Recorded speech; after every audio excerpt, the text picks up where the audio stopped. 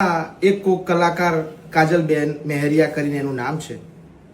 એમને મારે ખૂબ કઈ પરિચય નથી. કોક વાર કદાચ કોઈ સ્ટેજ ઉપર આપણે મળ્યા હશું, પણ અંગત થોડા કલાકો પહેલા મારા નામથી પાટીદાર સમાજ અને ઉમિયા માતા વિશે અપશબ્દ બોલેલ અને એક કોક કલાકાર કાજલબેન મેહરિયા કરીને એનું નામ છે.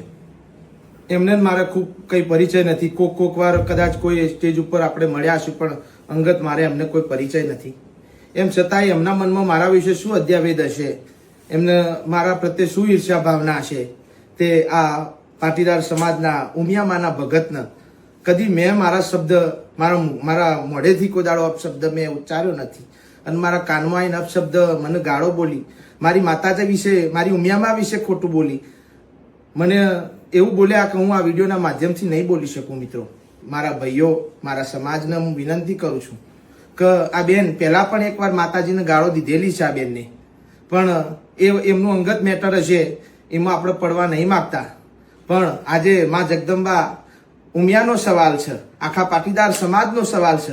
આજે ગાળો આપેલ એવું એક મારા મોટા ભાઈએ સોશિયલ મીડિયામાં વિડીયો મૂકેલ છે. આ વાતને હું સદંતર નકારું છું, કારણ કે આ વાતને મારા ભાઈ કોઈ બી રીતે સાબિત કરી બતાવે તો મારું સંગીત પ્રોફેશન આ જીવન હું છોડી દેવા તૈયાર છું. હું સાચી છું. હું પાટીદાર સમાજ અને ઉમિયા માતાજી વિશે એક પણ શબ્દ બોલેલ નથી. એ સાબિત કરવા હું મારા ઘરેથી, તમને બધાને ખબર છે કે હું મહેસાણા રહું છું, મહેસાણાથી નજીક જ છે ઊંઝા ઉમિયામાનું જોરદાર મંદિર છે, આ બધા જાણો છો. ત્યાં અખંડ જ્યોત છે માં ઉમિયાની.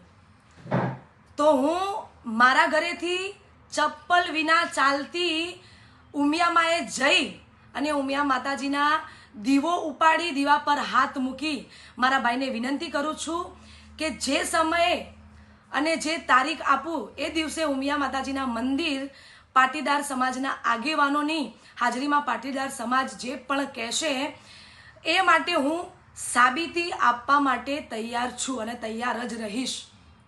બીજું, તમે વિડીયોમાં એ પણ સાબિત કર્યું છે કે તમે મને નથી ઓળખતા, તો તમે મને તમારા લગ્નની કંકોત્રી કેવી રીતે આપી?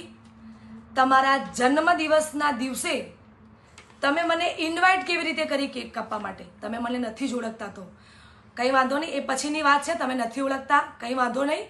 પણ એ ભાઈ પણ અત્યારે વિડીયોના માધ્યમથી પાટીદાર સમાજ અને ઉમિયા માતાજી વિશે જે પણ કરે છે તે સાચું સાબિત કરશે.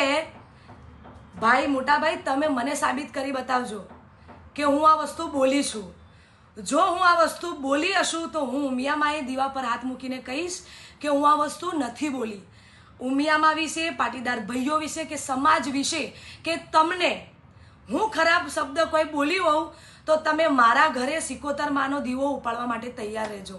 તમે સોગન ખાઈને દીવા પર હાથ મૂકીને